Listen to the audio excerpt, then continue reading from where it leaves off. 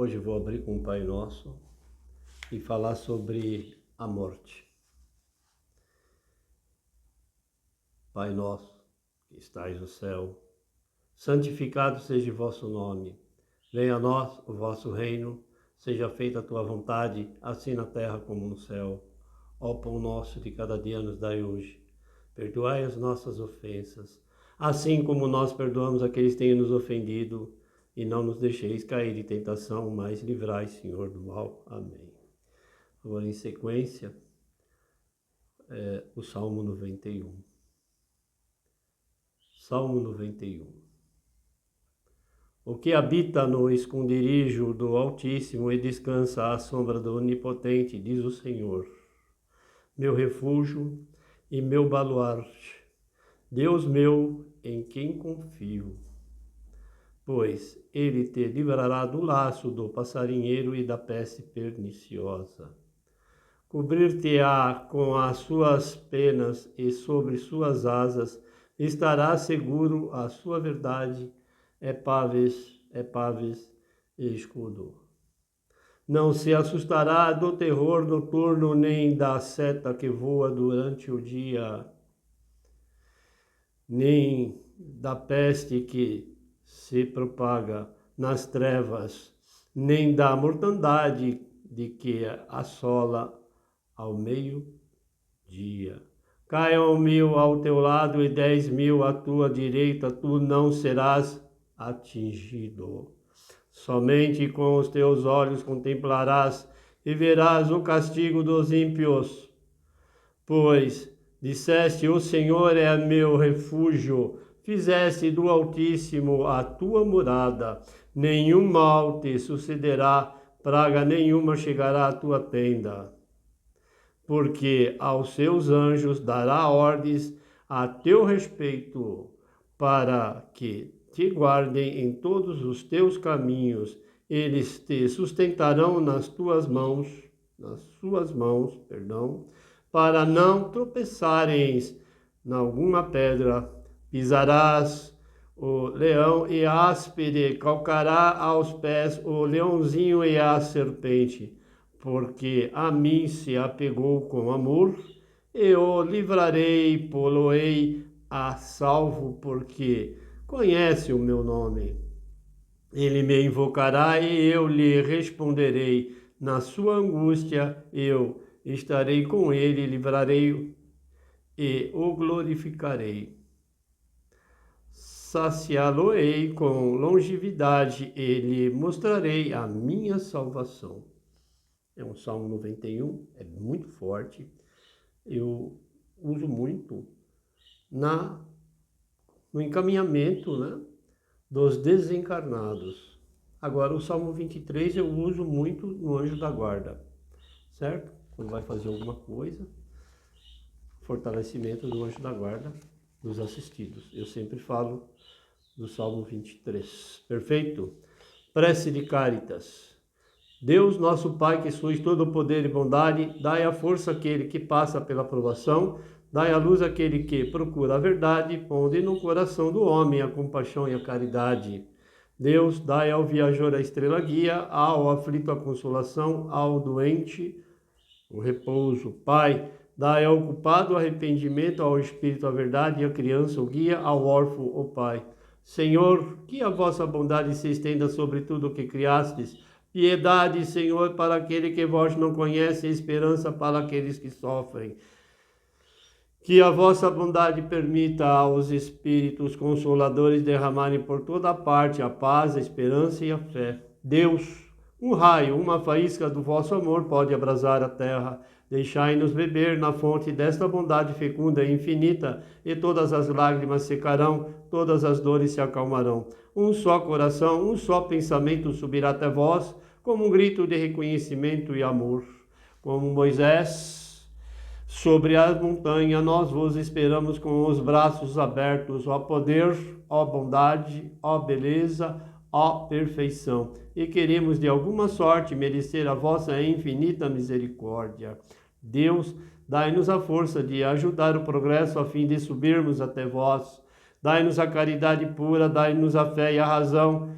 Dai-nos a simplicidade que fará de nossas almas o espelho onde se deve refletir a vossa imagem. Amém. Vamos fazer agora a oração da Ave Maria. Ok? E no final é o texto sobre a morte. Foi um texto extraído, eu vou falar a autora, né? Porque tem os direitos, e é assim que funciona. Ok? Oração maior das almas. Deus, de amor, bondade e misericórdia, quando nos enviastes em mais uma encarnação, desesperamos, inseguros e angustiados sobre mais um enlace neste plano terra.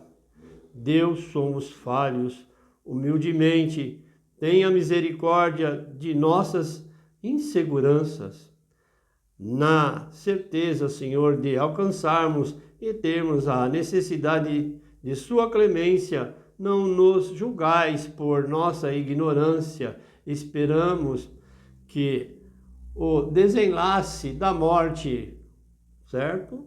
Sejamos espíritos absolvidos de nossos pecados. Pai, o momento é para todos e na certeza que partiremos, rogamos de joelhos ver a sua face no céu, na unidade do Espírito Santo, por Jesus Cristo e Maria Santíssima. Amém. Ave Maria, cheia de graça, Senhor é convosco, bendita sois vós entre as mulheres, bendito é o fruto de vosso ventre, Jesus. Santa Maria, Mãe de Jesus, rogai por nós, filhos do Senhor, agora e na hora de nossa passagem, que assim seja. Não vou falar sobre como que é a passagem, né? A gente estuda para explicar, há muitos livros, o momento é outro agora. Oração pelos desencarnados.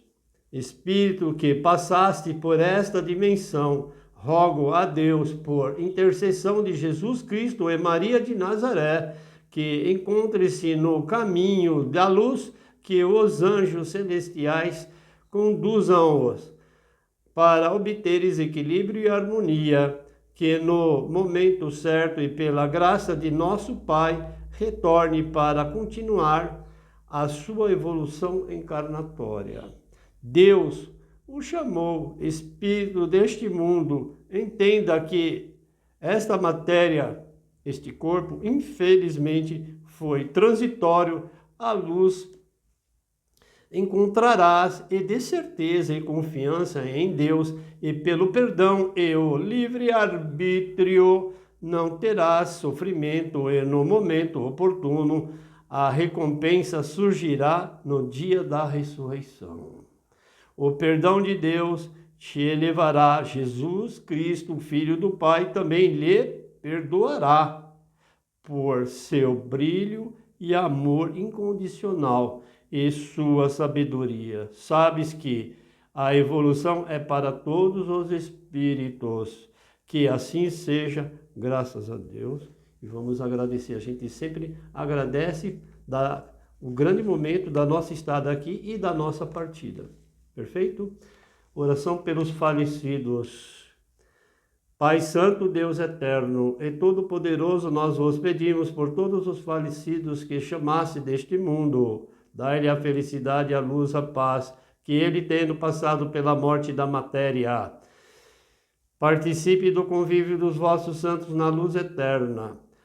Como prometeste a Abraão e a sua descendência, que seu espírito nada sofre, vos digneis ressuscitá-los com os vossos santos no dia da ressurreição e da recompensa.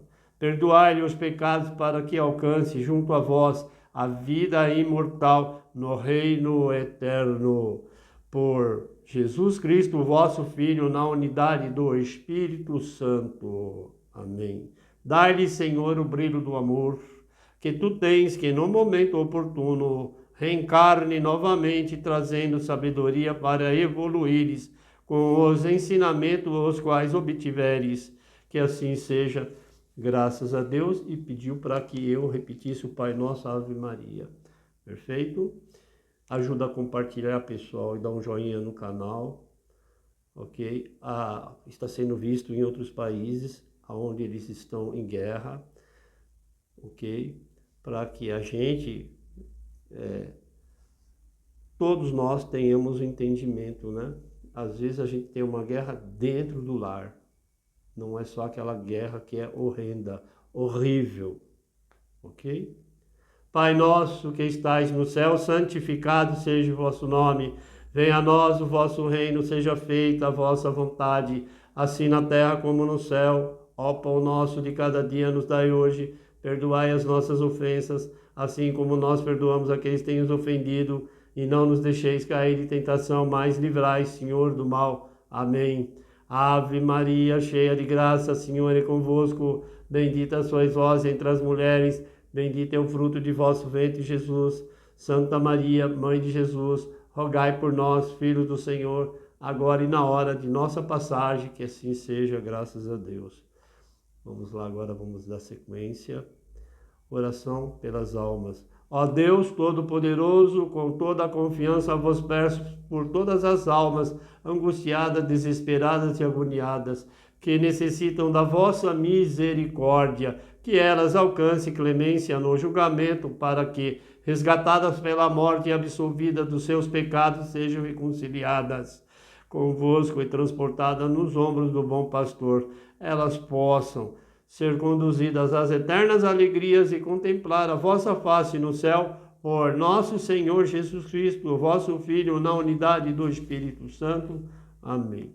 Perfeito? E no final, daqui a pouquinho, vou falar sobre a morte, ok? É uma psicóloga, e a Vera Alessandra, né? Barbosa Ramos. O texto é dela, e a gente utiliza e vai comentando alguma coisinha à medida que a gente vai, né? Eu estou lendo, mas tem coisas que eu não leio, eu vou falando, né? O entendimento, ok? Então vamos lá falar sobre a compaixão e depois o texto da morte. Compreensão. Nem todos estão evoluídos para entender o estado psíquico do outro, é emocional, entendeu? Há necessidade de que o sofrimento seja entendido, primeiro pela autoajuda, depois por um profissional qualificado, para realizar o tratamento do assistido, fazendo ver toda a situação que está passando. Isto no âmbito que é tudo generalizado, uma doença, um desencarne, um desentendimento dentro do lar e assim por, né? Um psicólogo, um psicanalista, um psiquiatra, né? Aí já é demais, né? Porque vai dar um remedinho, porque às vezes é até necessário. Tem o lado espiritual, óbvio, mas tem também o lado matéria. Então tem que ser tratado isso aí. Nunca deixe de consultar o médico. É importantíssimo, muito importante. Então vamos falar sobre o processo de luto. Texto de Vera Alessandra Barbosa Ramos, ok? Então eu vou ter um resumo e vou falando à medida. Tem coisas que eu vou passar, né? Ajuda a compartilhar, dá um joinha no canal, é bom. E inscreve no canal, vocês não pagam nada, é só dar um tique ali do lado direito para que outras pessoas, os vídeos estão sendo vistos em outros países, e é verdade, ok? A casa é org, sem, né? Se a pessoa ajudar, tudo bem, mas tem o lado da psicanálise, aí é outra coisa, mas o lado espiritual, o que Deus nos dá, daremos, né? Da mesma intensidade, ok? Vamos lá. Resumo sobre o processo de luto. A perda de alguém significante para nós pode influenciar a dinâmica de uma família, uma vez que o contexto familiar é modificado em seus membros, vêm-se obrigados a organizar-se e redefinir papéis, né? Morre o pai, e aí a mãe faz o papel do pai, né? Para reestruturar. E vice-versa, né? Ou morrem os dois, desencarna, fala, morreu, desencarna, Os dois têm um filho ou outro que sobressai, ou até um parente, ou até um vizinho vai dar ali uma ajuda, ok?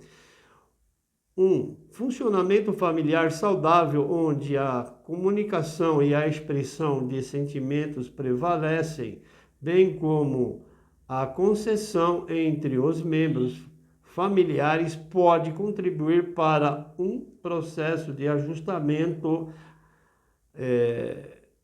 aplicativo à situação da perda.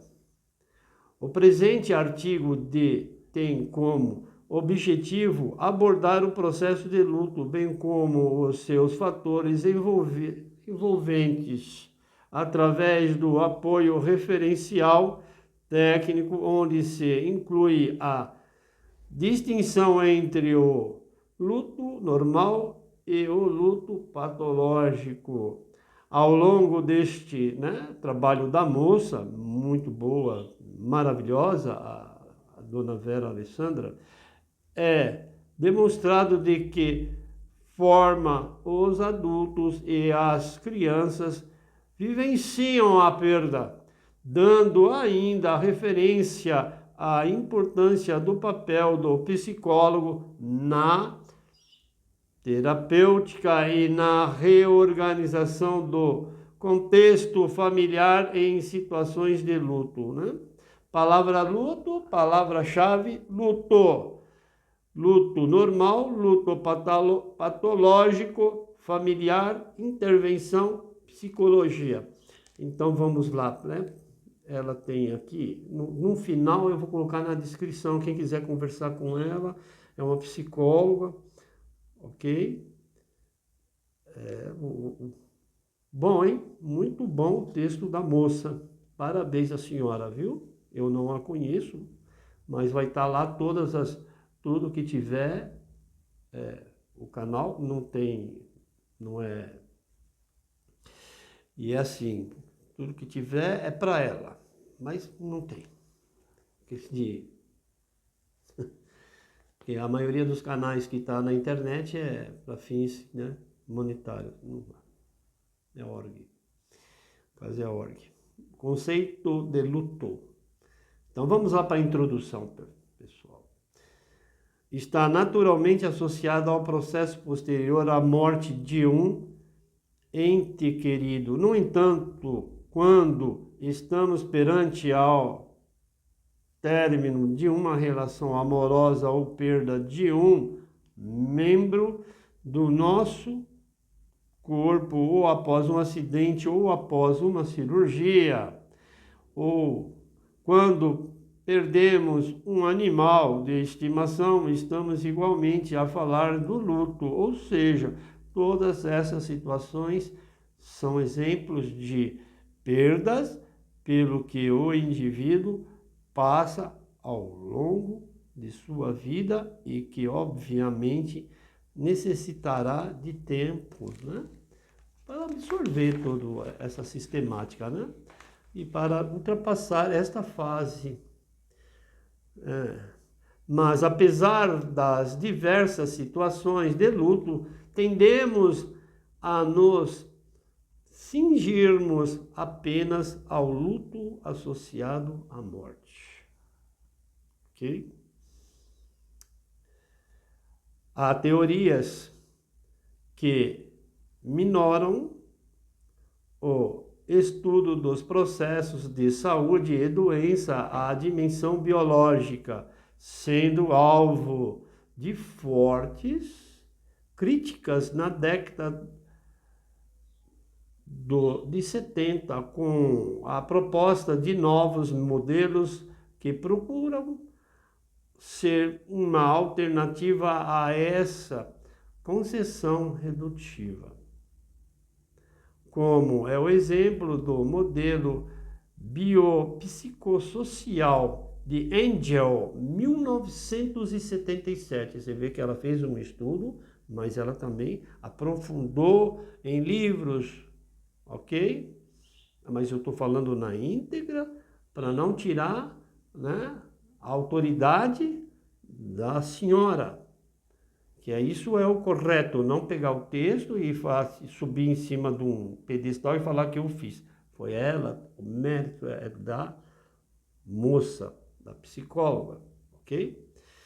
Bom, o que visa incorporar, além das dimensões biológicas, as dimensões social e psicológica do indivíduo. O modelo holístico de Bliss et al., 1985, de Sobel,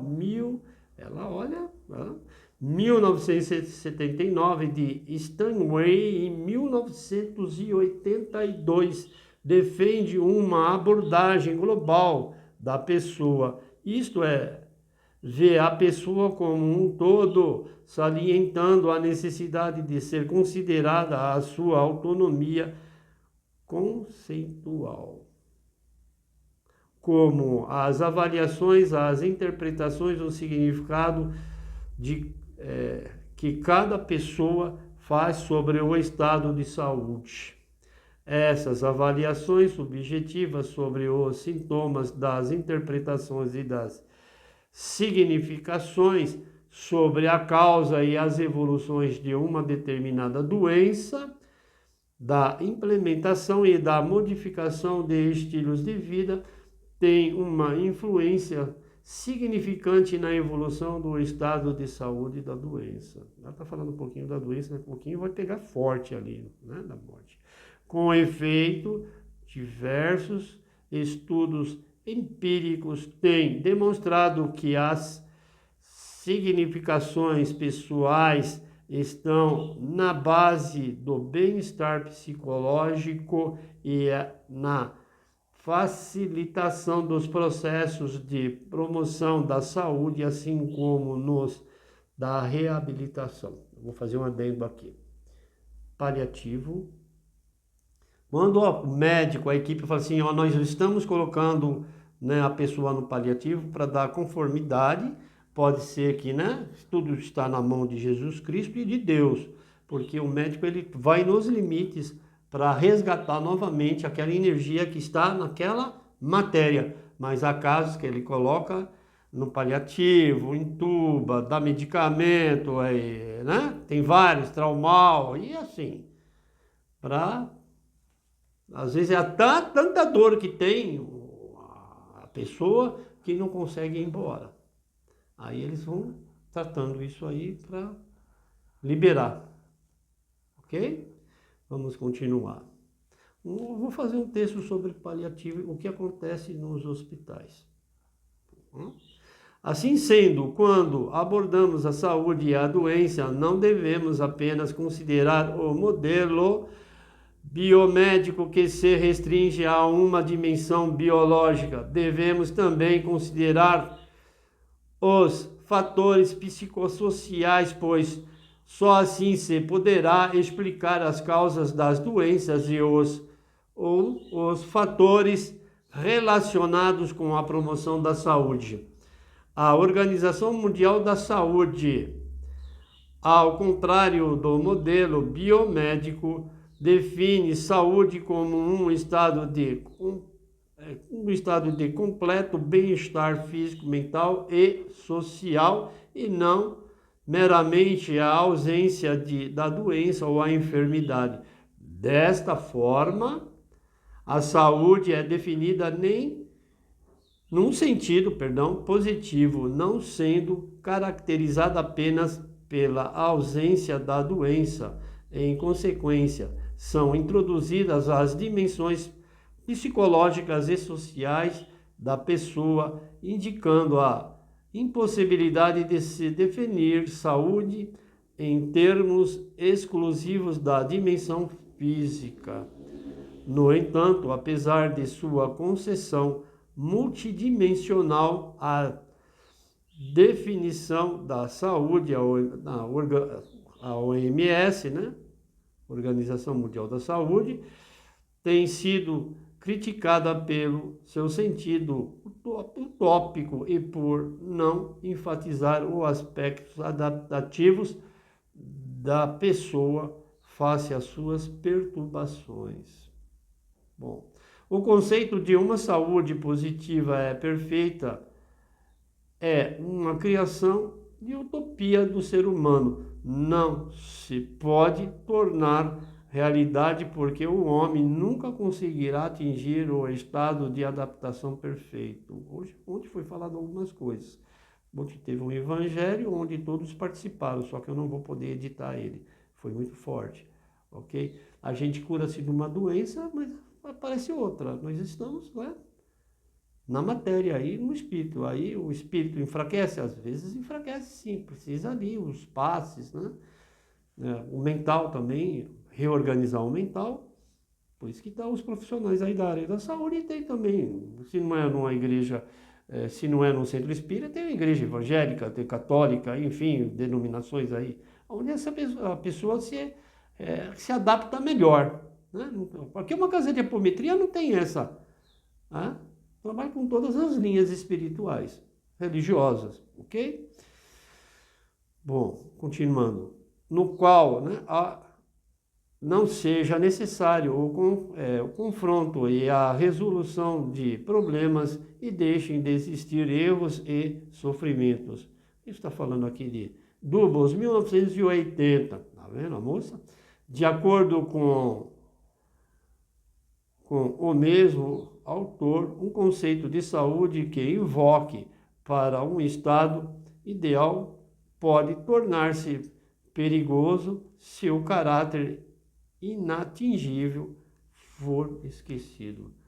Acha que nunca vai morrer. Tem gente que não quer desencarnar, acha que não vai ficar aqui, como a fórmula, né? Muitos ricos e milionários não queriam ter partido e partiram. Quando Deus nos chama, é dito e certo, não tem como, ok? Então a gente tem que ter entendimento. Nascemos para morrermos. E fim de papo. Agora, esse negócio de guerra é muito ruim isso aí. Porque viemos assim, expiações e provações, mas nós viemos para sermos felizes. Já falei da felicidade e da infelicidade. Poucos momentos de felicidade e a maioria das partes da nosso processo encarnatório somos infelizes. Ok? Porque a gente nunca está contente com uma determinada coisa, a gente sempre quer mais. E tem que tomar cuidado que é o que se querer mais. Bom, esse artigo aborda o processo do luto, as variáveis que lhe estão subjacentes à divergência entre o luto normal e o luto patológico da doença, né? Okay? A perspectiva do luto nos adultos e nas suas vivências, ok? No ambiente familiar ou luto infantil e algumas sugestões de intervenção psicológica nesta temática. Parece que ela estava defendendo uma tese aqui. É muito bom, eu gostei. Muito bom. Vamos lá.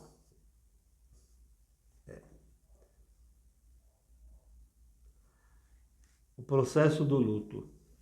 Agora nós vamos pegar. Vou tomar até um pouquinho de água, porque são bastante, né? Bastante conteúdo. Tenham paciência. Né? O pessoal da psicologia, da psicanálise, é uma matéria muito boa para trabalhar. Ok? Se puder indicar uma apometria, pode indicar, que é bom. Mas tem que ser um terapeuta que realmente saiba aplicar as técnicas, porque tá cheio de coisas que não tem nada a ver. Ok? Processo de luto. A definição do processo de luto é bastante complexa na medida em que cada pessoa ou vivência de forma diferente, mediante as culturas e o meio que está inserida, os próprios contextos da perda também influencia a forma como a pessoa vai encarar o luto. Olha só. Assim, para melhor compreensão deste processo, considera-se importante abordar determinadas definições de alguns autores. Ela fundamenta, isso é ótimo, bem como algumas perspectivas e modelos que se tem evidenciado neste campo. De acordo com Engel, 1961, cite por Averill e Nunley em Struve e Hanson, 1993. O luto não é um só estado pessoal de intensa angústia, mas também um fenômeno associado a uma grande variedade de perturbações psicológicas e somáticas. Não se resolve o luto, fica carregando nas costas o luto. Em 1973/1980, Bombi, cite por acho que é citado, né? Milkliner e Florian, 1996, afirma que o luto reflete a frustração de uma necessidade básica de vinculação, que é manter a proximidade com uma figura significativa, bem como o romper de um significado de segurança na vida.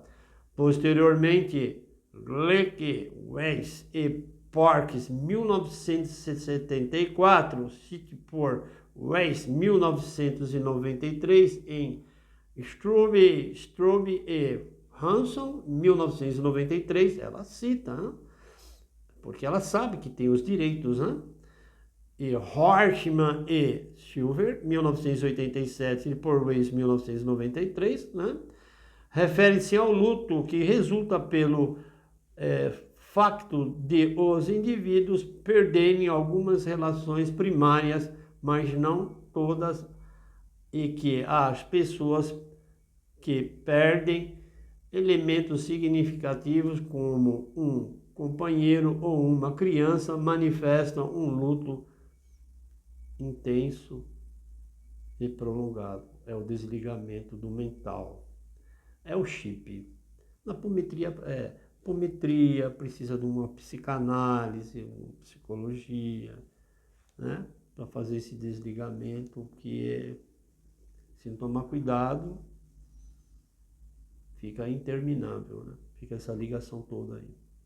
Porque não entende por que aquele ente querido partiu. É complicado isso. Segundo os autores Moore e Fine, 1990, por Hargman, 1996, o luto é visto como um processo mental na qual o equilíbrio físico é restabelecido após a perda de um ente querido, sendo uma pessoa, né, uma resposta, mental, a qual a perda significativa é a mais comum, a dor que normalmente é acompanhada pelas perdas de interesse em relação ao mundo exterior. Preocupação com as memórias do objeto perdido e diminuição da capacidade de investir em novos relacionamentos. Não consegue se desligar, fica ainda naquele ciclo e aí não parte, porque está no processo encarnatório, está encarnado para evoluir, é evolução, e não consegue desligar, está estagnado, porque está ligado ainda, precisa de tratamento, ajuda, né? Tem um tempo no ciclo. Os nossos mentores nos ajudam, são muitos mentores, ok? Schuxler e Zizok, 1993, por Heigman, ele cita, né, esse Heigman, né, os autores também, afirma que o luto é um fenômeno natural que ocorre depois da perda de uma pessoa significativa, sendo um processo individual que varia de pessoa para pessoa. Nem todos da família tem aquele momento, né, que é um momento mental, psicológico, do entendimento e como sente a ida da pessoa. Nem todo mundo sente da mesma forma e da mesma intensidade. Tem pessoas que têm o entendimento, tem pessoas que não entendem e não desprendem, ok? Da pessoa no momento em que envolve muitas dimensões do ser humano. Modelos e teorias do processo do luto. Continuação. Tenham paciência. Relativamente às teorias e modelos do processo do luto, alguns autores, como Freud, Abraham Fenichel, Dusty e Pollock, desenvolveram hipóteses explicativas acerca do processo de luto numa perspectiva psicanalítica. Então, você vê que, segundo Freud, em 1917, por Heimann, né, que ele estudou, e ela estudou em cima de tudo isso para poder fazer. Deve ser uma tese, né? Uma defesa aí qualquer, alguma coisa assim.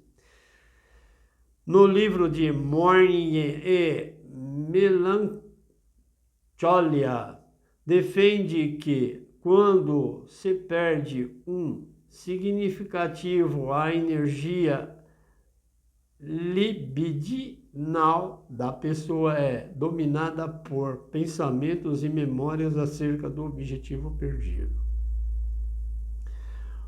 O sobrevivente não consegue desenvolver novos relacionamentos, acabei de falar, até que este laço se quebre, permitindo que a energia libidinal seja transferida para um novo objeto. Se conhece uma pessoa, mas fala da pessoa que desencarnou. Quem está chegando não entende e não dá certo. Nem todos estão preparados para escutar. Por isso que a gente estuda, para escutar o outro. Esta transferência de libido é motivada por um impulso para reduzir a ativação emocional e fisiológica associada à perda. Para Freud, o sobrevivente torna-se hostil e deprimido quando essa energia não é transferida facilmente. Tem que consultar, né? São identificados alguns sintomas semelhantes à melancolia, como dor profunda, falta de interesse pelo mundo, perda da capacidade de amar e inibição geral da atividade. Quando o processo de luto está completo, o ego está livre e prontos para investir noutra relação. Se libera, se desprende. Apometria é bom, porque uma parte, aqui é assim, uma parte a pessoa participa, a outra parte eu não deixo, porque aí saem coisas pesadas, aí de outra encarnação, porque aconteceu isso nessa encarnação, que tudo é evolução. Então, uma eu deixo, a outra não. Há casas que nada, se deita numa maca, estou fazendo sua apometria. Já foi feita a apometria. Acabou. Né? Aqui tem o entendimento, para a pessoa sair bem. E se for possível, como uma casa espírita, traz-se a pessoa que desencarnou. É possível, tanto na psicografia, como trazendo no médium. E acontece, sim. Quem está habilitado, lado a lado, com a obra do nosso Senhor Jesus Cristo. É assim que funciona. Sem anímico e sem diz que me diz. Ok? Por sua vez, os autores Abraham, 1927, por Heimann, que está citando, e Fenichel, 1945, afirma que o enlutado manifesta uma introjeção temporária da pessoa amada, o que origina um prolongamento da relação do tempo. Aí isso demora muito tempo, desligamento, e vai passando, aí não vive. Fica preso. Há diversos lutos. Tem o luto do desencarne, mas tem o luto, por exemplo, que quebrou o relacionamento entre ambos. Um casal. O luto da família também. É outro tipo de luto, mas não deixa de ser um luto. Ok? Vamos citar os autores como ela está citando aqui. Seria injusto. Dusters, 1937, por Hageman, 1996, defende que a ausência do luto pode ser indicador de uma psicopatologia. Logo, o processo do luto com reação à perda da pessoa amada deve ser levado até o fim enquanto o libido ou a vinculação inicial persistir. A dor continua a aumentar e vice-versa. A relação de vinculação permanecerá enquanto o processo efetivo do luto não for concluído.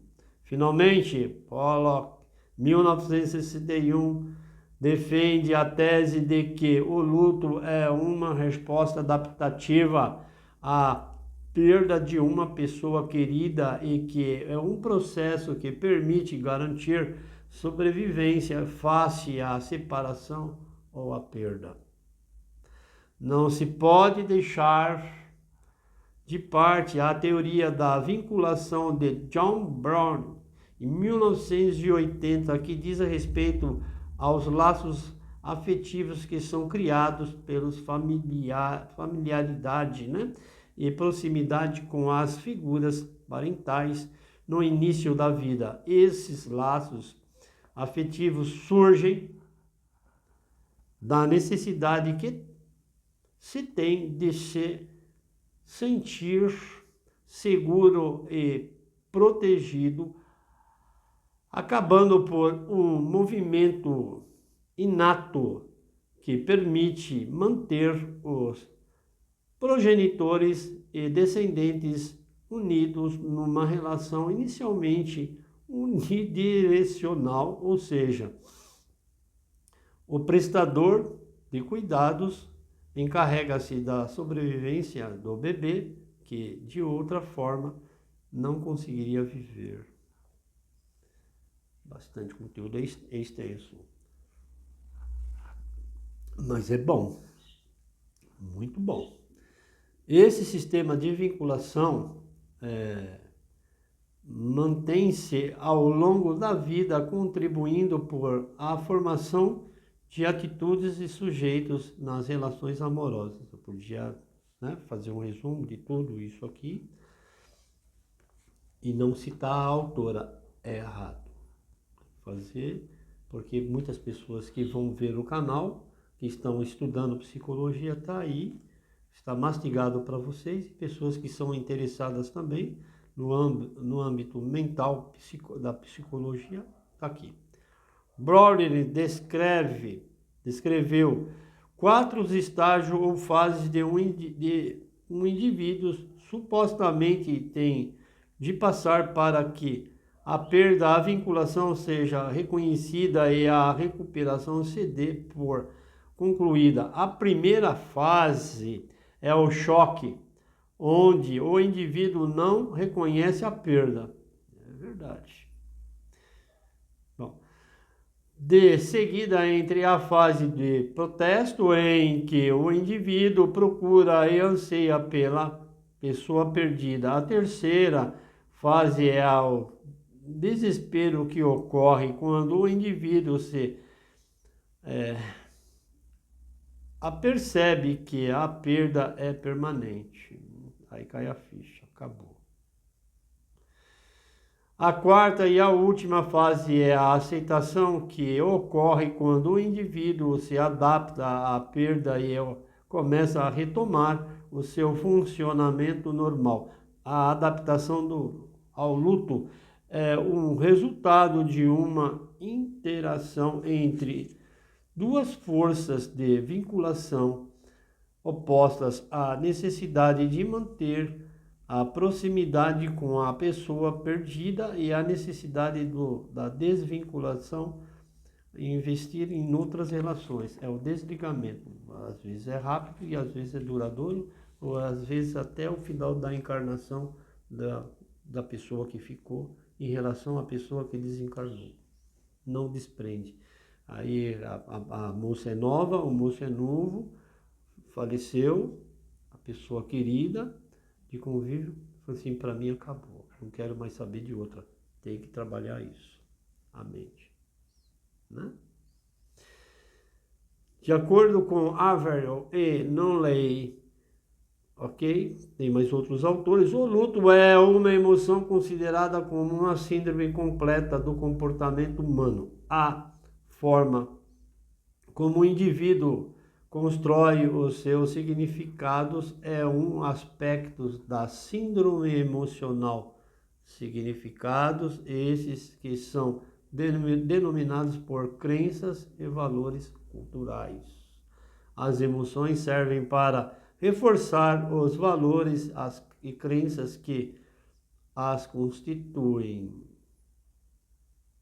O papel emocional pode ser explicado em termos de privilégios, constrangimentos, obrigações e características pessoais. Por outro lado, o luto é também visto como uma doença, ou seja, é verdade, mental, como uma condição precária acompanhada de dor e uma morbidez crescente. Como qualquer doença pode ser analisada em termos biológicos, sociais e psicológicos. Olha só. Assim, sendo considerado as mudanças que podem ocorrer na natureza do luto. Essa poderá vir a ser inserido no sistema de saúde e, consequentemente, nos outros sistemas sociais. Do ponto de vista de Parkes e outros autores, por ser visto como uma transição psicossocial a este processo, é essencialmente uma emoção que nos conduz à relação e algo ou alguém que se faz a falta, né?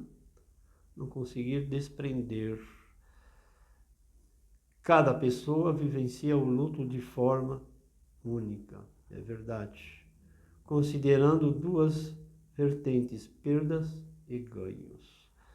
A mudança bruscas que ocorrem ao longo da vida são aquelas que percorrem uma reestruturação das concessões que as pessoas possuem acerca do mundo, aquelas que persistem no tempo, aquelas que ocorrem num curto período de tempo, de forma a que não seja possível uma preparação prévia. São as transições psicossociais. Vou abrir um parênteses.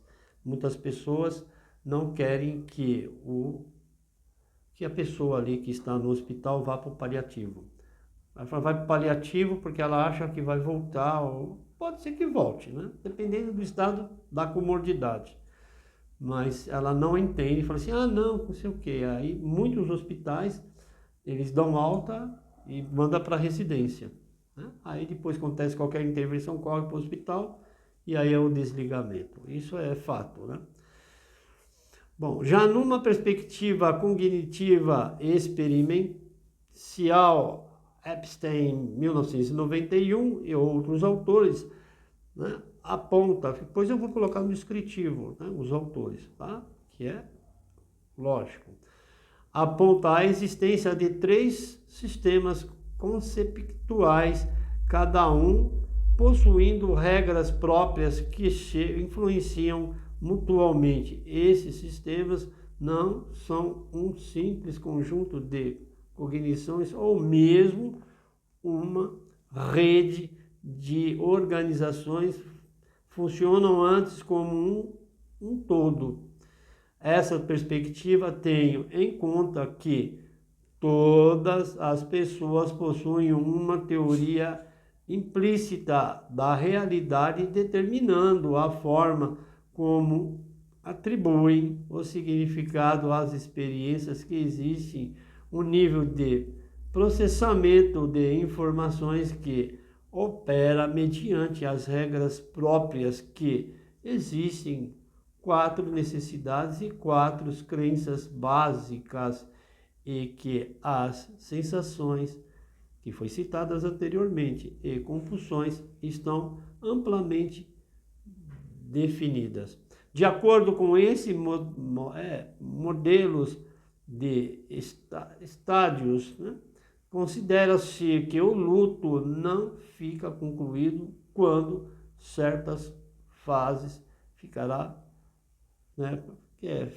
ficam por ultrapassar. Eu podia ficar falando do luto, que tem entendimento, que não sei o que lá, mas eu estou pegando mais uma parte técnica mesmo de um estudo, porque não é só, né, é no âmbito geral sobre o luto, ok?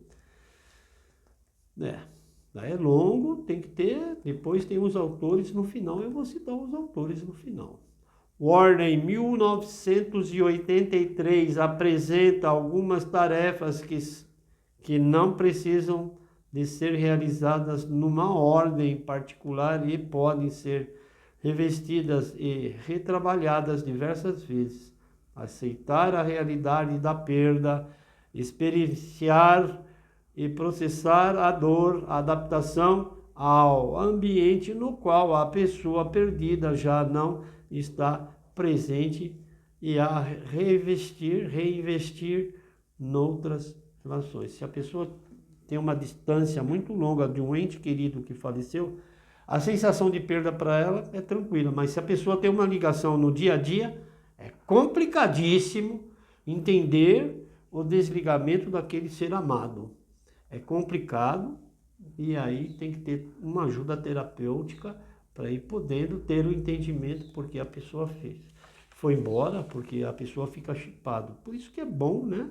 Um psicanalista, um psicólogo, um outro profissional e fazer uma apometria. Apometria, tá todo mundo falando de apometria, mas a pessoa vem, depende como que é feita essa apometria, né? Se entra numa sala e vai numa maca e fala que fez apometria, mas tem a pessoa que está com problema, ela quer falar da situação dela, né? Ok? É complicado, né?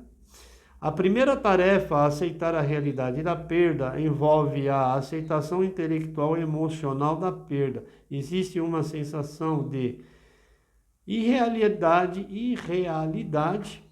e descrença que ocorre após a maior parte das perdas, mais intensa quando a perda é repentina. Repentina, um acidente, faleceu. Ou a pessoa já está com uma comorbidade, qualquer processo, né, um câncer ou qualquer uma doença, né? E aí tem entendimento que uma hora, mesmo assim, tem um apego, né, de não entender esse desenlace carnal do espírito. Ok? E pode ocorrer um comportamento de procura que exemplifica a necessidade de encontrar a pessoa perdida, assim como uma validação para si próprio, de fato, de pessoa ter desaparecido. O oposto da aceitação da realidade da perda é o não acreditar na perda. Pois é. Através de qualquer tipo de negação, recusa que a perda ocorreu. Algumas pessoas recusam-se a acreditar que a morte é real e ficam pela primeira tarefa. Esta negação pode ser praticada em diferentes níveis e diferentes formas, mas na maior parte das vezes envolve os fatos, né? Ok? O significado ou a irreversibilidade da perda acabou, né? Por isso que está o Espiritismo, fala-se do processo de reencarnação, aí dá um entendimento, aí a doutrina, perfeito? Do Part, 1973, né? E outros autores, as pessoas se protegem da realidade negando o significado da perda. Esta primeira tarefa pode ser facilitada ou ao encorajamento à pessoa a falar gradualmente acerca da perda e das circunstâncias da mesma. Daqui a pouco a gente chega nas crianças, quando um pai ou uma mãe falece, uma avó, fala assim, ele foi viajar. Fala para a criança, para não dar um impacto assim tão intenso. É complicado isso também, para quem ficou, e inclusive o pai e a mãe vão embora, só fica a criança. Onde está o papai e a mamãe? Foi viajar. Quando eles vão voltar? Cadê o papai e a mamãe? A realização da segunda tarefa, experienciar e processar a dor, implica-se no processamento da dor e, se tal não acontecer, o luto pode vir a manifestar sob a forma de um sintoma somático ou reaparecer após uma perda subsequente sobre a forma de reação do luto retardado. Morreu, aí fica 30, 40, 50 dias assim, né? Morreu. E agora, o que eu vou fazer da minha vida? Quem ficou? Difícil, isso é tratamento, né? Nem todas as perdas evocam o mesmo tipo de resposta emocional, mas, olha, acabei de falar, mas podem manifestar-se sentimentos como tristeza, olha só, depressão, raiva, culpa, ansiedade, solidão persistente. Tratamento. É importante ajudar o indivíduo que atravessa o processo de luto e viver a dor em quantidades moderadas e de forma controlada para evitar uma sobrecarga emocional. Tem pessoas que não querem saber que foi embora uma pessoa muito ligada, tá nem aí, né? São frias, como se ela fosse perpétua, né? E esse espírito fosse perpétuo, mas também vai embora. Estamos de passagem. A terceira tarefa da adaptação ao ambiente diz respeito à tomada de consciência progressiva das perdas, assim como as adaptações às mesmas, originando o tempo. A adaptação a um novo meio tem diferentes significados para diferentes pessoas, dependendo da relação que existia com a pessoa perdida e os diferentes papéis que esta desempenhava. Rimo de família aí, sei lá, alguma coisa assim muito forte, né? Ou emocional ou financeiro. Muitas vezes essa tarefa não é fácil de ultrapassar e muitas pessoas trabalham contra elas próprias, promovendo o seu próprio desamparo, não desenvolvendo a competência necessária para lidar com a situação. No entanto, a autossabotagem. No entanto, a maior parte delas não segue este percurso. Pelo contrário, decide que tem de desempenhar papéis que antes não costumavam ter de desenvolve, né? Nas novas competências para lidar com a perda. Segundo Bowring,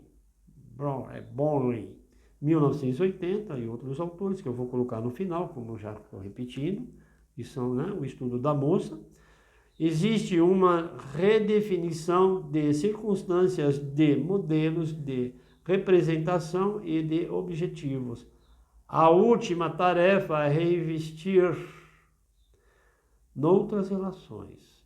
É o passo para que o enlutado possa investir em novos relacionamentos, permitindo ajudar a pessoa para atravessar o processo do luto e continuar a sua vida após a perda. Para muitas pessoas, esta é uma tarefa mais difícil de ultrapassar, uma vez que encaram a perda como algo muito doloroso. A pessoa perdida nunca está fora da vida do indivíduo, mas necessitam de ser colocado num lugar onde possa ser recolocado ao mesmo tempo que deixa o espaço para o sobrevivente prosseguir com sua vida e estabelecer outras relações. Nós estamos no... É assim, uma pessoa ligada, aí vem uma outra, uma família, o pai morre ou a mãe morre, como foi citado, um companheiro, uma companheira. É complicado. O desligamento é complicadíssimo, hein? Principalmente quando não tem a família junto. Aí larga e a pessoa pode... Nós estamos com um número, hoje eu atendi uma pessoa, nós estávamos comentando sobre suicídio. Os jovens estão assim, um número muito grande de suicídio. Ok? Estão desacreditados. Né? Que não vale a pena. Isso é muito ruim. O luto normal e o luto patológico. Vamos lá. Daqui a pouco termina, tá bom, pessoal? Ajuda a compartilhar, dá um joinha no canal. É uma matéria muito interessante sobre o luto, né? Poderia estar falando alguma coisa assim, galgada, né? Fazer um resumo e falar na parte espiritual, mas tem que ter o entendimento que é o luto. E ela trabalhou muito bem nesse tema, a moça. O luto normal e o luto patológico. O luto, considerado dentro dos parâmetros da normalidade, está relacionado ao fato de a pessoa enlutada conseguir ultrapassar o processo do luto através da realização de diversas tarefas, distribuído ao longo de um contínuo. Ou seja, numa primeira fase, o sujeito, né, a experiência de sentimentos de choque, descrença e negação à fase seguinte é marcada por um período de desconforto somático e emocional, assim como pela retirada social e, por fim, numa última fase, existe um período de reconstituição. Ok?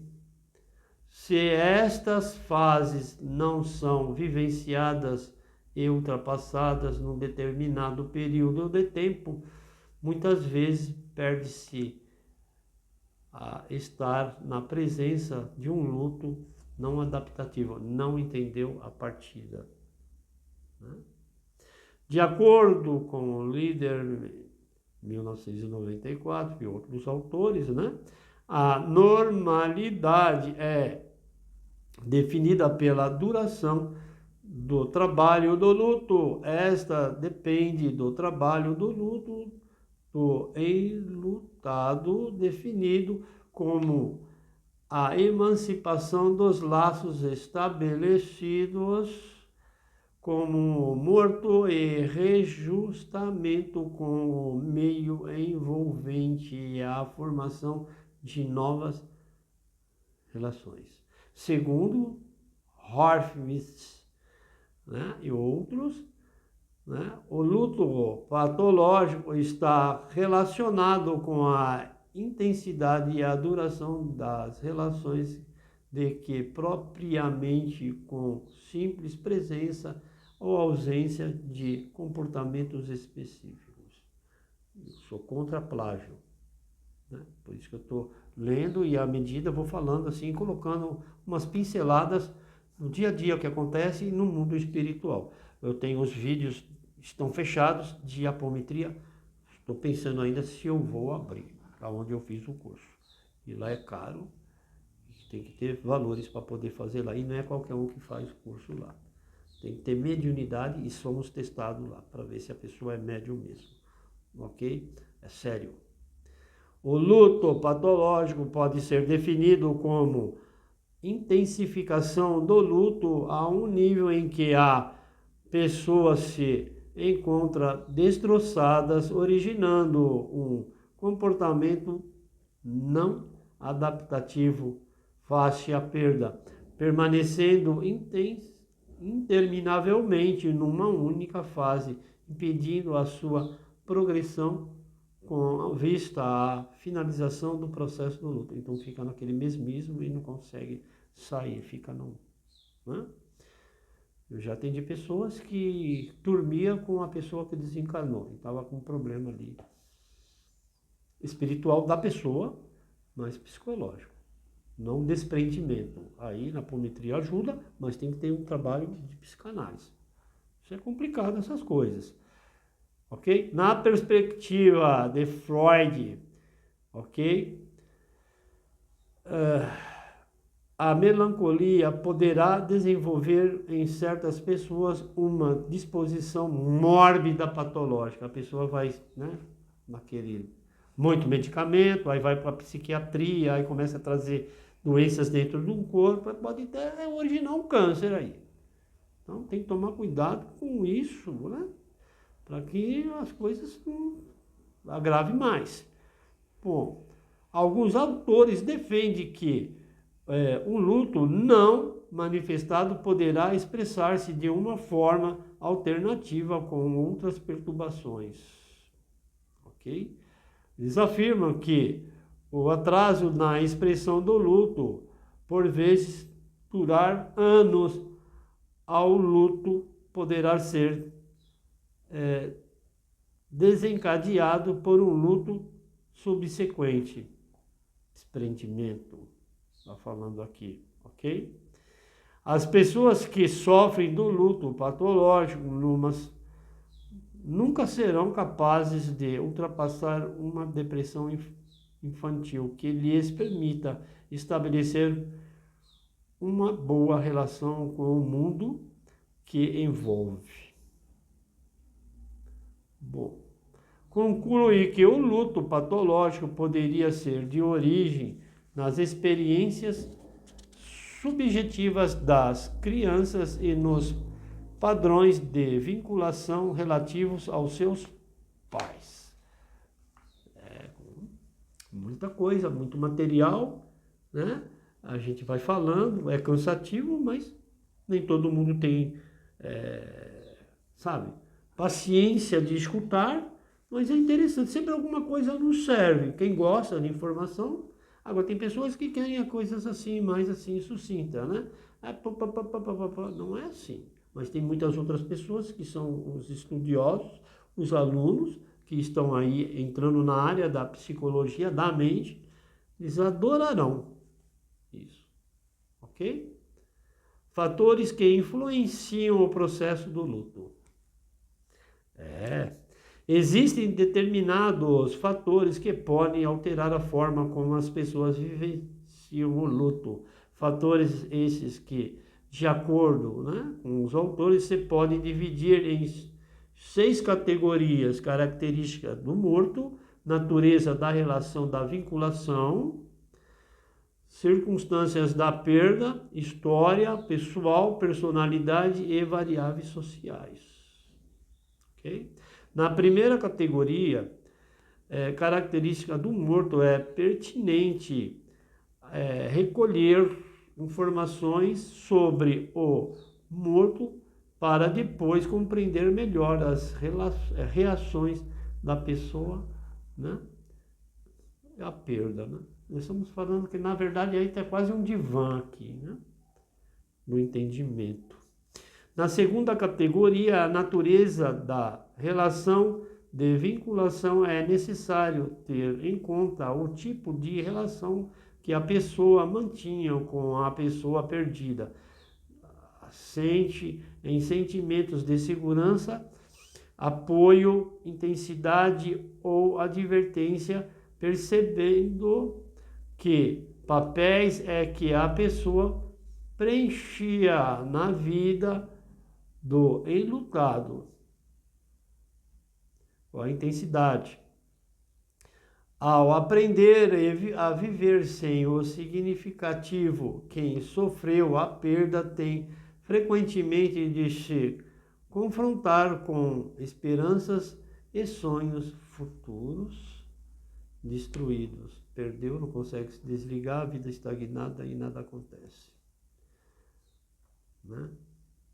Na terceira categoria, circunstâncias de perda, a determinadas características que podem influenciar o processo de luto consoante a forma como a morte ocorre. A reação da pessoa que sofre a perda será diferente, isto é, particularmente verdade, ok? Nem todo mundo sofre da mesma forma, como foi falado anteriormente. Para as perdas repetitivas, inesperadas, violentas, falei, né? E traumáticas, que demora, a pessoa está internada, no tratamento, não dá certo, aí tem um desencarne, né? As perdas traumáticas aumentam frequentemente a sensação de irrealidade da perda ter ocorrido. Pode evocar elevados níveis de raiva, ansiedade, culpa, o que pode desafiar a sensação de autoeficácia. Ok? A quarta categoria histórica pessoal, da história pessoal, refere-se à experiência das pessoas relativamente às perdas em geral e às perdas significativas em particular, que pode influenciar de forma como a pessoa luta com o luto. Na quinta categoria, designada personalidade, as características individuais têm um peso fundamental na forma como uma pessoa lida com o processo de luto, nomeadamente com sentimentos, com o estresse e a ansiedade, a idade, o sexo, a intolerância de emoções e estilos de vinculação e os temperamentos inseguros e ansiosos, a capacidade de partilhar sentimentos com outros, os estilos cognitivos e estilos de coping, o autoconcerto, história de depressão, os outros ou outras perturbações são alguns exemplos de características a ter em conta que poderão ajudar e compreender a forma como o sujeito lida com o luto, né? Está bem explicativo aqui. Vai parando, vai falando algumas coisinhas, né? Bom, por último, a sexta categoria designada de várias variáveis sociais, o luto é uma parte, um fenômeno social, estando presente os valores sociais, culturais e religiosos, que condicionam a reação à perda, podem facilitar ou dificultar o processo de desligamento do encarnado. Existem algumas condições sociais que podem dar origem a um processo de luto mais complicado, nomeadamente quando a perda é socialmente inesperada, quando a perda é socialmente negada. Ai, morreu, puxa, não devia, aquelas histórias, né? E quando há ausência de uma rede de suporte social. Ok? Então vamos lá, vamos dar uma continuidade, né? É muita coisa de verdade. Mas é bom saber do luto, né? Os estudantes, os psicólogos, porque que eles, muitas pessoas não dá, sabe, aquele valor ao psicólogo, ao terapeuta, e vai lá, escuta, tem um entendimento, mas a gente estuda para poder ajudar vocês. Porque não é assim, só que descarregar e tchau. Ok? Tem um valor. Eu já trouxe pessoas aqui dentro e falaram assim, olha, eu não posso te ajudar porque eu tenho um valor. De estudo, tudo. Eu tenho meu tempo. Mas tem o lado espiritual. O lado espiritual é uma coisa, mas o lado da terapia é outra coisa, né? Ok? Então vamos valorizar os profissionais, os médicos, qualquer tipo de profissão. Se não viram vampirismo, que eu já falei em vídeos, fica sugando, ok? Vamos lá. O que influencia o processo do luto? Identidade ou papel da pessoa perdida. Muitas relações podem ser vistas como próximas ou dependência, quando mais enlutado dependeu da pessoa perdida para a obtenção desses mesmos bens. Inclusivamente, relações sociais amplas, maior é o dano que a perda causa à sua vida, implicando um maior esforço na reorganização da mesma. Oxe, complicado, hein? Idade e o sexo da pessoa enlutada, assim como existem dificuldades em diferenciar os vários tipos de perda, torna-se difícil também diferenciar os tipos de perda por idade e sexo.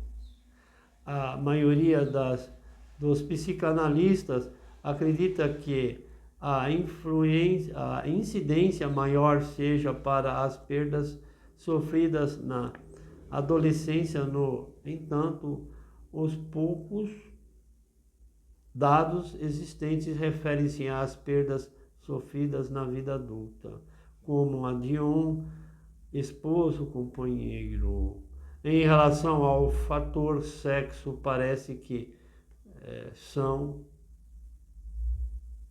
as mulheres que reagem mais à perda através de um luto psicológico, né, do desligamento. No entanto, uma vez que influencia da perda ao cônjuge não é a mesma para os dois sexos, não podemos ter certeza de que as mulheres sejam as mais vulneráveis. Agora é no contexto geral, né? Tanto um como o outro, depende muito do que foi a vida, o dia a dia. Causas e circunstâncias da perda. As causas de uma perda ou as circunstâncias em que ela ocorre variam bastante. A perda pode ser súbita ou de alguma forma previsível, e de acordo com Parks, 1970, e outros autores, parece ser a perda de forma súbita a que causa um choque inicial muito maior. Identifica ainda outras circunstâncias ligadas à morte que, de certa forma, tornam o luto mais ou menos difícil.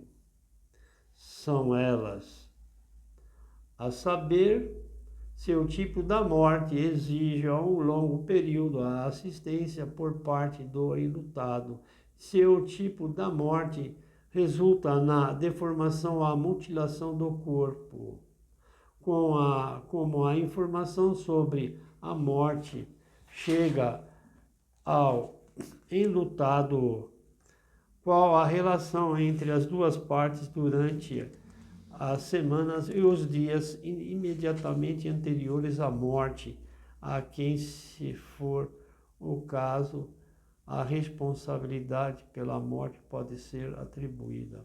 Por que a pessoa faleceu? Né? Porque às vezes tem uma pessoa que ali, ela pode ser assim, ela ajudou. Né? Uma pessoa de idade não pode ficar levando ela para lá e para cá feito um chaveirinho.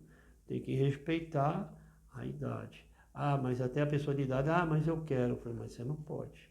Você tem que ficar aí um pouquinho mais com a gente. Mas vai no oba-oba e aí vai embora. Infelizmente, não é assim. Tem que respeitar a idade do outro.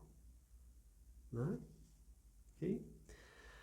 Circunstâncias sociais e psicológicas, que é o quarto item, que afetam a pessoa enlutada na época da perda e depois desta. Sabe-se que existem determinadas circunstâncias sociais e psicológicas que influenciam o processo do luto e que muitas delas são mais fáceis de modificar do que outras. Neste sentido, As variáveis que parecem influenciar o curso deste processo são disposições residenciais, se a pessoa enlutada vive com o parente ou adulto ou sozinha, ou se ela é responsável por crianças ou adolescentes.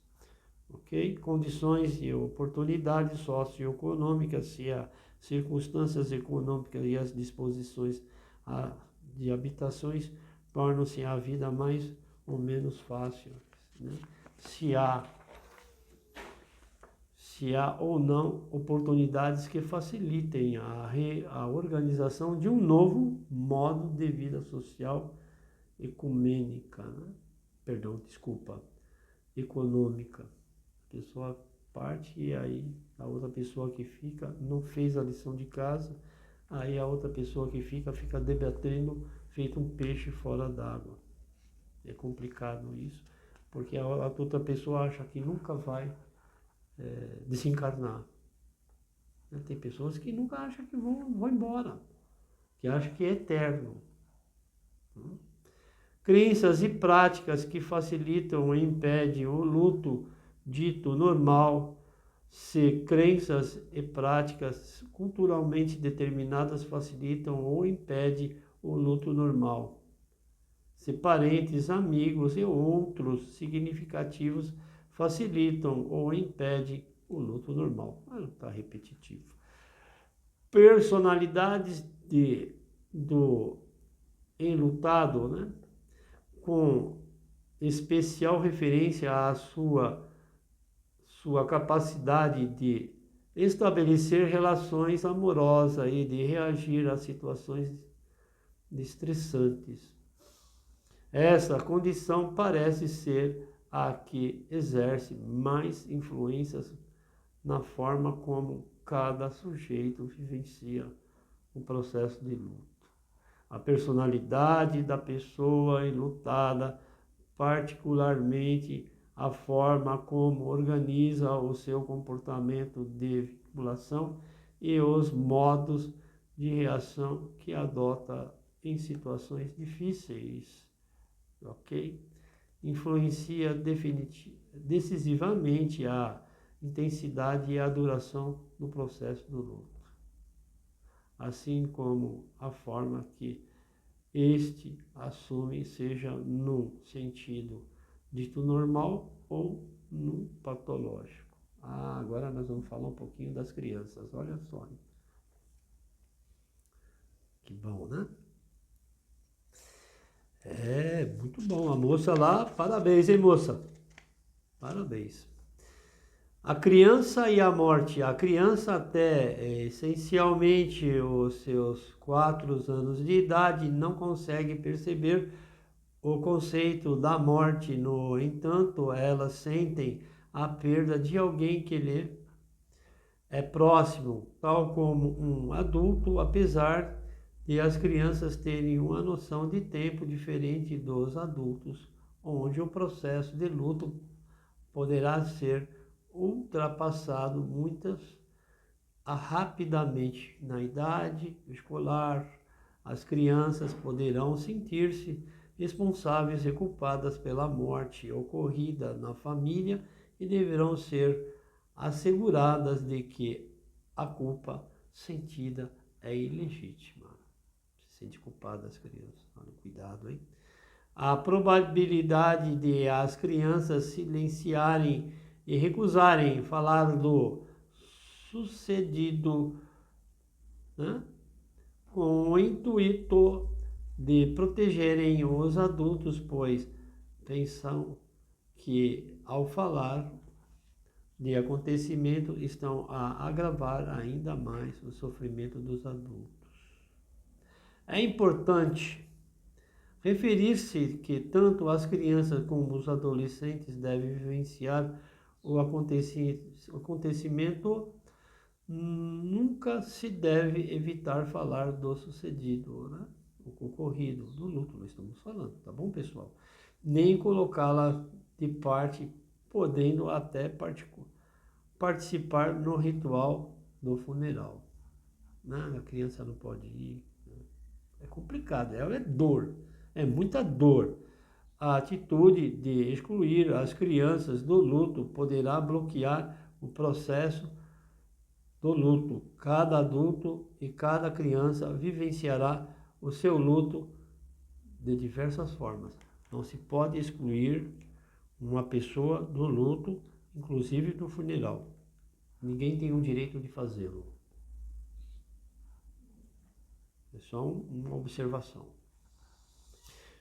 De acordo com Kübler-Ross, em 2003, as crianças reagem à morte do pai ou da mãe dependendo da forma como foram criadas antes do momento desta perda. Se os pais não têm medo da morte, se não pouparam os filhos de situações de perdas significativas, como, por exemplo, a morte de um animal de estimação ou a morte de um avó, certamente não ocorrerá problemas com crianças. É muito dissertativo isso aqui, esse texto, né? Bromberg, em 1998, chama a atenção para a forma como nos comunicamos com as crianças, como que é o entendimento de falar, olha, né? Foi embora, né? Foi embora, não foi embora para viajar. Ou às vezes está falando assim, viajar, foi viajar, né? Ao comunicar-se com uma criança sobre a morte de alguém com o uso de certas expressões, acabei de falar, pode confundi-la. Por exemplo, expressões como afinal desencarnou, pode levar a criança a pensar que se a pessoa dormir ou descansar, voltará. Então fica na espera, né? Tem que ir devagar com isso aí, criança, né? Adolescente. Ok? Estou terminando, pessoal. Mas é muito bom. Muito bom. E no fim eu vou falar os autores. O luto e o contexto familiar, agora na família. A estrutura normal da família é composta por uma organização hierárquica, clareza acerca de como os vários papéis na família são organizados e desempenhados numa comunicação flexível e fronteiras claras entre os vários subsistemas, ok? Nesse sentido, a ação de um membro enquanto parte constituinte de todo o sistema familiar afeta todos os outros. O arrimo, né? O arrimo é a pessoa que é responsável pelos valores, de fazer a junção entre os familiares, as brigas que tem, né? Afeta todos os outros, ou por sua vez afeta o funcionamento de outros, assim por diante, tornando-os um ciclo vicioso, né? Tem gente que acha que a morte é o favorecimento financeiro e o distanciamento não tem o entendimento do amor. É complicado isso, né? Muito complicado. De acordo com as perspectivas sistêmicas, a família é composta não só pelos indivíduos, mas também pelas relações entre os mesmos que definem a sua estrutura ou a sua organização como uma unidade. Shapiro, 1994. As famílias são governadas pelas mesmas regras que o governo, a organização de outros sistemas biológicos, né? De todas as experiências de vida, morte impõe os desafios adaptativos mais dolorosos para a família, como o sistema é a parte a cada um dos seres e membros individualmente como ressonância em todos os seus outros relacionamentos. A morte de um membro da família rompe o equilíbrio familiar e surge a necessidade, né, e a necessidade de novos mecanismos para estabilizar a organização da mesma. A adaptação exige mudanças nas definições da identidade dos objetivos da família em uma reorganizações imediatas ao longo prazo, né? Ok? Meio pesado, meio cansativo, ok? Mas eu vou finalizar por aqui. Vou finalizar. Vou ver se eu consigo imprimir esse texto. Okay. Vamos ver, né? Para não ficar muito cansativo para vocês. Ok? Mas dá para finalizar assim. Vamos lá. Certo, pessoal? Ajuda a compartilhar, dá um joinha no canal. É pesado. Nem todos os que estão no canal têm a paciência de escutar tudo isso, mas é muito bom. Tem pessoas que gostam. Puxa vida, é tudo isso? Falei, e isso um pouquinho mais. Ok? Ah, mas eu poderia falar, né, o luto espiritualmente? Estou falando, mas eu não posso sair muito do contexto da moça, né? Porque não é legal. Toda a obra é dela. E ela tirou de outros lugares também, como ela cita. A gente tem que citar. Não vira plágio. E a gente não pode fazer isso. Não é correto. Ok? Bom, vamos lá. A capacidade de aceitar a perda está no centro de todas as capacidades. Eu vou terminar. Né? De todas as capacidades dos sistemas familiares, porque está sendo visto em outros países e a maioria dos autores que escreveram são de outros países. Isso é muito bom, para saber que nós brasileiros nos interessamos pelo estudo. Ok? A capacidade de aceitar a perda está no centro das tarefas e as capacidades dos sistemas familiares saudáveis, em contraste com as famílias disfuncionais, que demonstram padrões de má adaptação ao lidarem com as perdas inevitáveis. A negação da morte, como acontece por vezes na nossa sociedade, aumenta a dificuldade de adaptação e ultrapassar dos novos desafios. A família vivencia e reage à perda como um sistema de relações no qual todos os membros participam de interações mutuamente reforçadas. A perda tem implicações na forma como a família se vai adaptar a experiências posteriores e os padrões postos em ação a quanto da morte de um membro familiar tem um impacto imediato e ramificações ao longo prazo ao desenvolvimento familiar no curso do ciclo de vida e por muitas gerações. Na literatura tem demonstrado que o fato de existirem reações agudas ao luto numa família significa que existem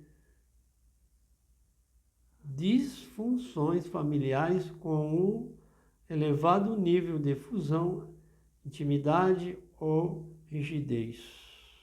Shapiro, 1994, ela está citando aqui. A investigação recente aponta para o fato de muitas famílias, após a perda de um ente querido, continuarem a viver, enquanto outros ficam tão perturbados, a continuidade, não conseguem desligar, que a morte afeta o desenvolvimento de todo o sistema dos membros. Acaba atrapalhando toda a família, não consegue desligar e... Não só a família, nós somos família... A família, muitas vezes o vizinho faz parte da nossa família. Um amigo aqui assim seja, que às vezes ele não aguenta mais falar do falecido, né? Um amigo ou qualquer pessoa assim, vai falar, puxa vida, não desliga, né? É duro, né? Duro. O luto não resolvido numa família pode não só indicar o tipo de patologia existente na mesma, mas também contribuir para as relações patológicas ao longo das gerações. Alguns autores notaram que o luto transferido relacionados com a família de origem impede o experimentar da perda emocional e a individuação no seio da mesma. Apesar de se verificar muitas diversidades de reações à perda nos diversos membros da família, parece que existem tarefas adaptativas cruciais que, se não forem realizadas, deixam a família vulneráveis à disfunção. Identificam-se os autores as duas tarefas familiares principais que tendem a promover a adaptação imediata, que é Ralph e McCoy, okay? Ao longo prazo dos diversos membros, a perda e o fortalecer a família enquanto a unidade funcional e conhecimento compartilhado da realidade da morte e a experiência comum de perda. Este reconhecimento é facilitado pela informação clara e pela comunicação aberta sobre os fatos e circunstâncias da morte, a incapacidade de aceitar a realidade da morte. Pode levar um membro da família a evitar o contato com outros ou ter raiva daqueles que estão a progredir no processo do luto. Não consegue nem sair de casa. Fica ligado à morte. Às vezes é uma mãe, é um pai, né? O filho não consegue. Fica assim, distante socialmente. É muita coisa, né, pessoal? Tomar uma aguinha aí, senão o rapaz aqui não aguenta. Vamos lá, vamos retomar. Eu paro para falar algumas coisinhas, né? Se eu for parar igual os outros, que nem ontem, deu 2 horas de vídeo, que não vou colocar no ar. Foi muito forte.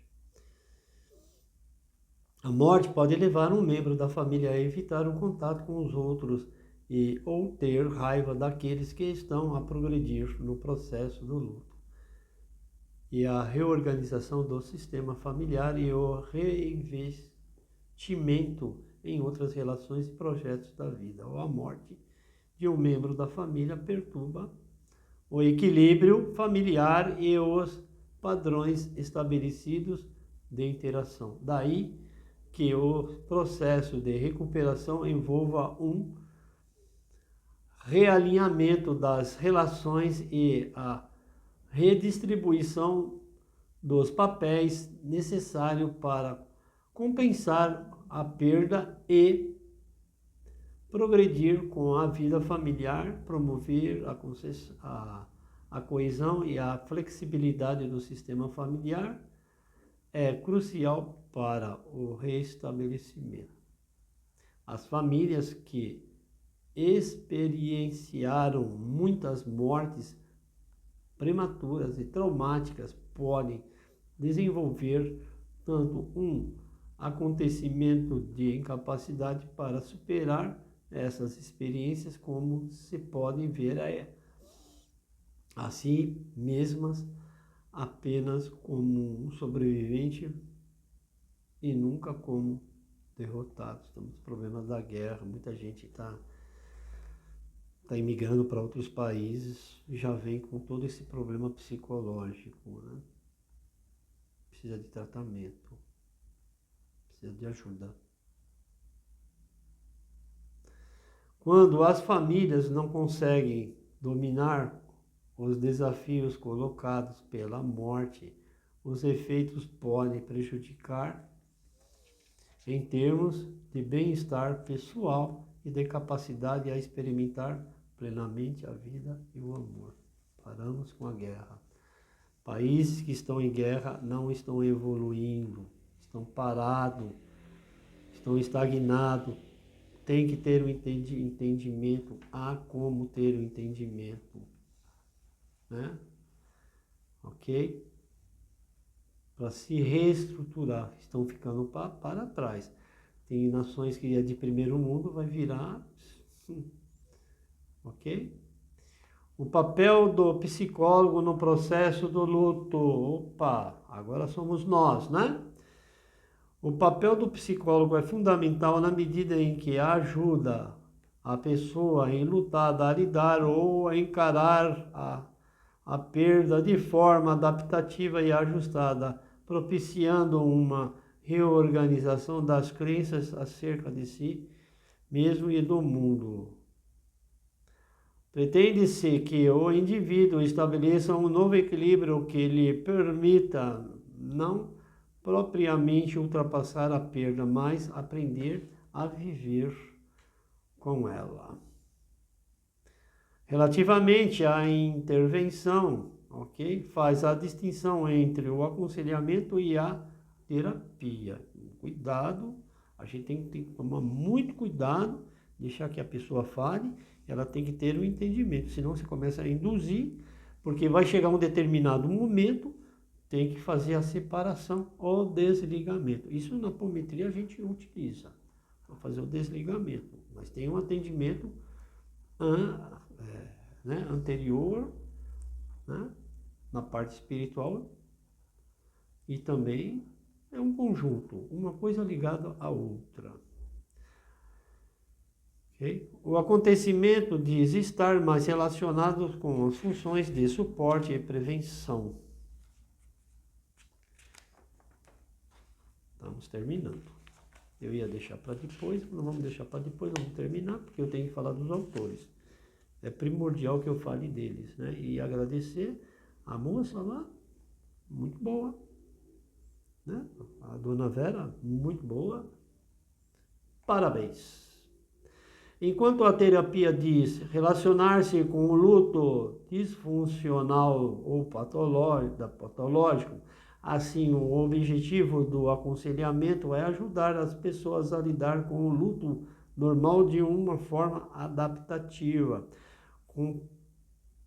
completando as tarefas do luto num espaço de tempo razoável. Por outro lado, o objetivo da terapia é identificar e resolver os conflitos de separação que precedem o completar das tarefas do luto, manifestados no conjunto, né? Ou nas pessoas, nos sujeitos que vivenciaram um luto ausente, retardado, excessivo e ou prolongado.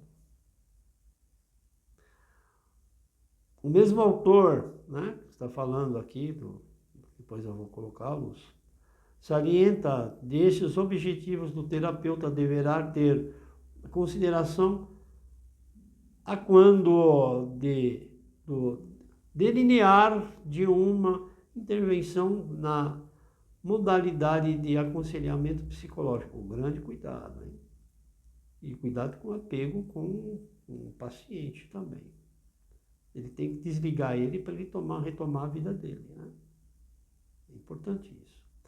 O primeiro será ajudar o enlutado a atualizar a perda, o entendimento, fazendo-a entender que a morte efetivamente ocorreu e que tem que aprender a lidar com os seus sentimentos, ainda que estes o façam sofrer.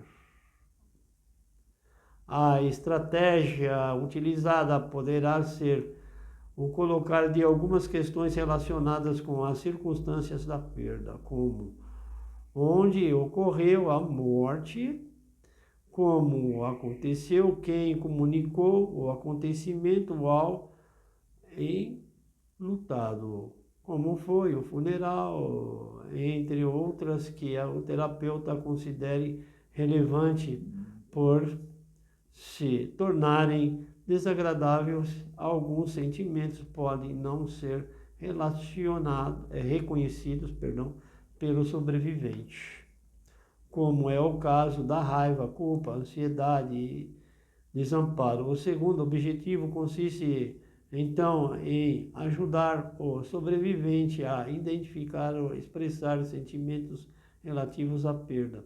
O terceiro objetivo consiste em tentar promover a capacidade do enlutado para se acomodar à perda e continuar a viver a sua vida de uma forma adaptativa. No entanto, no quarto objetivo, pretende facilitar o afastamento emocional, encorajando o sobrevivente a estabelecer novas relações.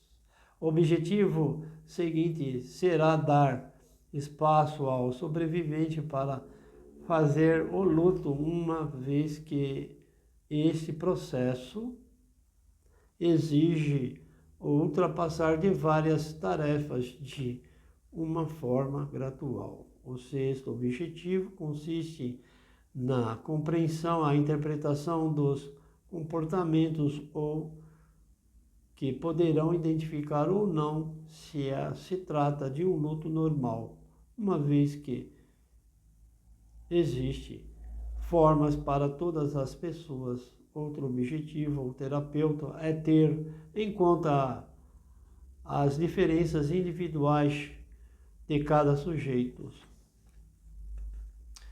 O oitavo objetivo consiste em proporcionar um apoio contínuo, nomeadamente em períodos mais críticos, pelo menos durante o primeiro ano da perda. O penúltimo objetivo, identificado por Warden, consiste em examinar as defesas do enlutado e os estilos de coping que o sujeito possui para lidar com a situação problemática. Aceitação. Por fim, ainda se verificarem o enlutado comportamentos e sentimentos disfuncionais, o terapeuta deverá ter consciência das suas limitações e encaminhar o sujeito por um outro tipo de intervenção. Pois é. De uma forma geral, a intervenção de um luto assenta em determinadas linhas orientadoras. A primeira e provavelmente a mais relevante para desenrolar do processo é o estabelecimento de uma relação segura com o enlutado, favorecendo a abertura de experiência ao luto e, mais especificamente, a partilha de sentimentos. Seguidamente, pretende-se explorar as circunstâncias de perda ou impacto que se teve no sujeito, bem como o tipo de relação estabelecida com o morto. Transversalmente, deve ser a explorar a história de vida do sujeito, que poderá ser crucial para a compreensão de forma como este vivencia a experiência do luto.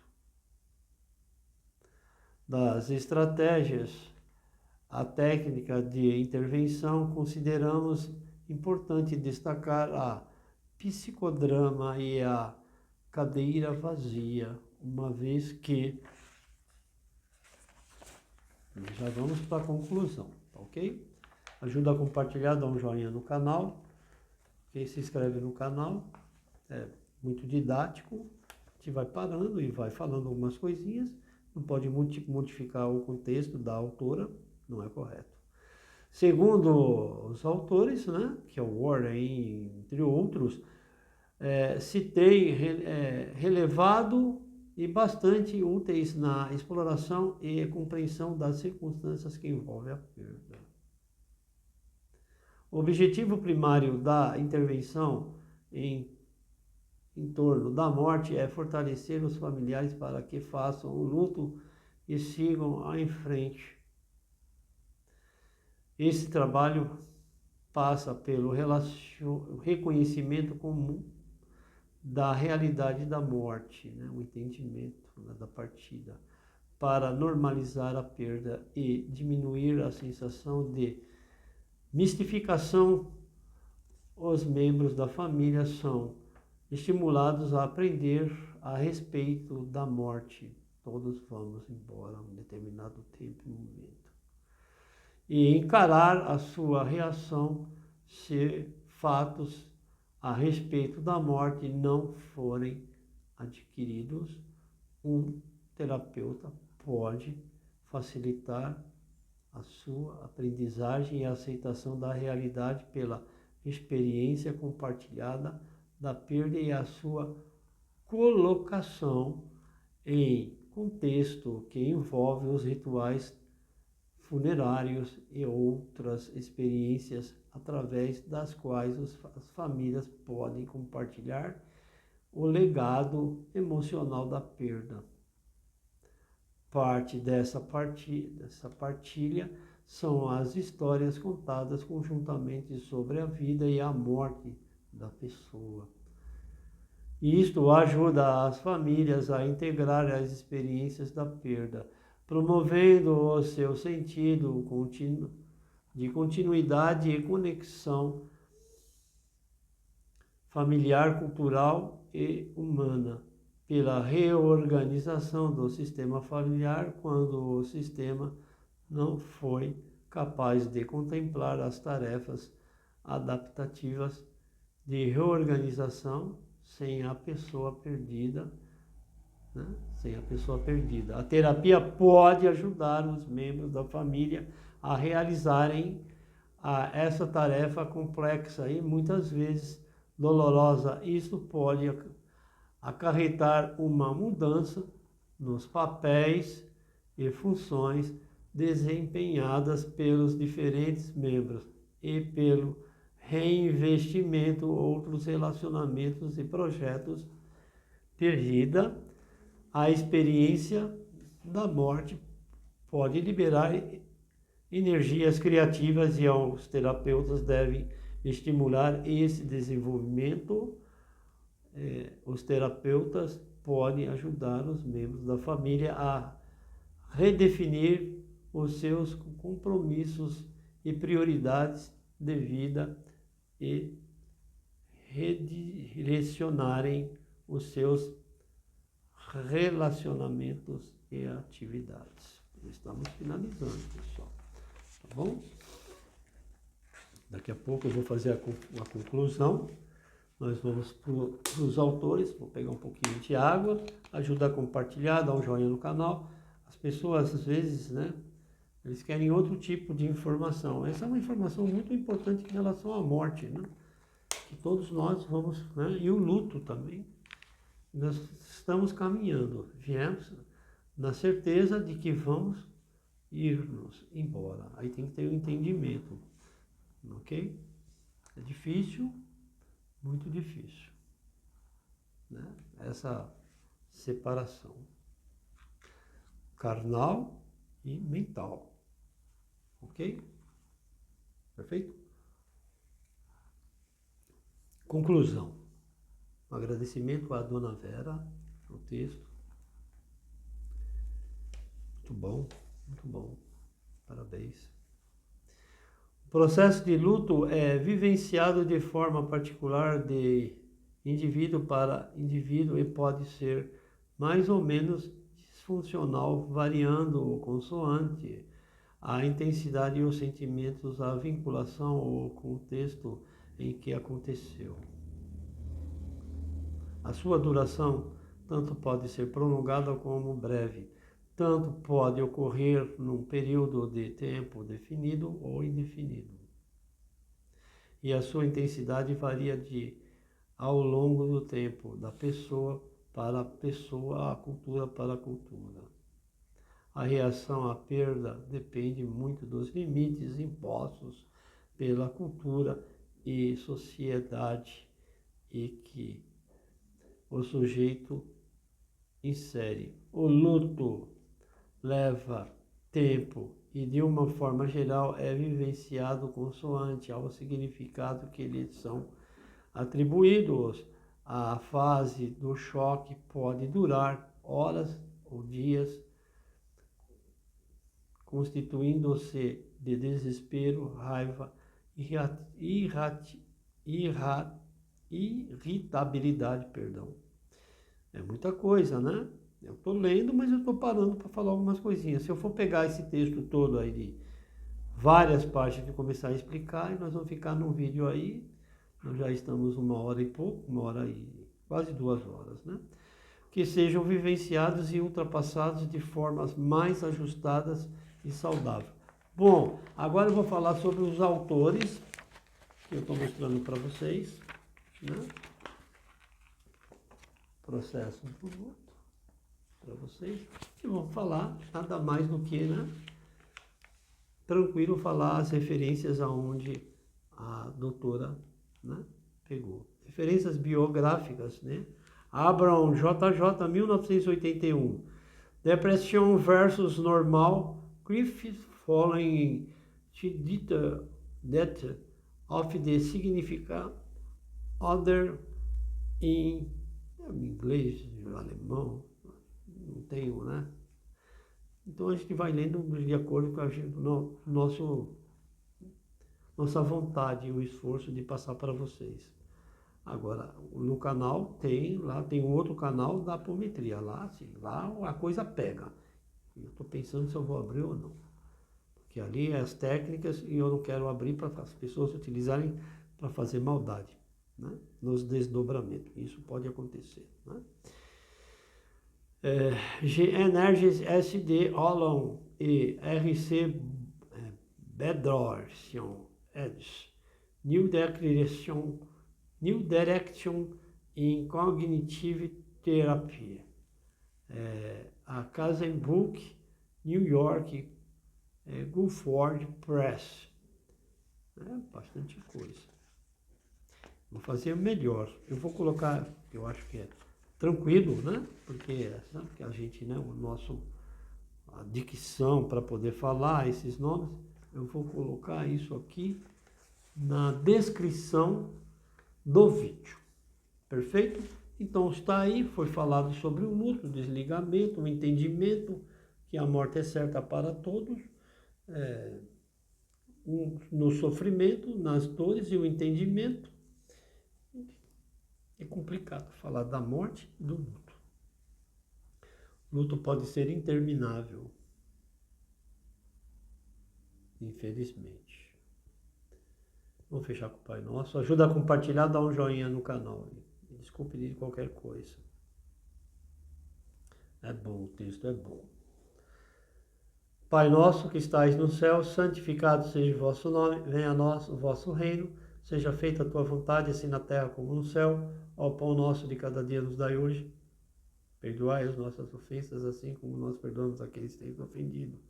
E não nos deixeis cair em tentação, mas livrai, Senhor, do mal. Amém.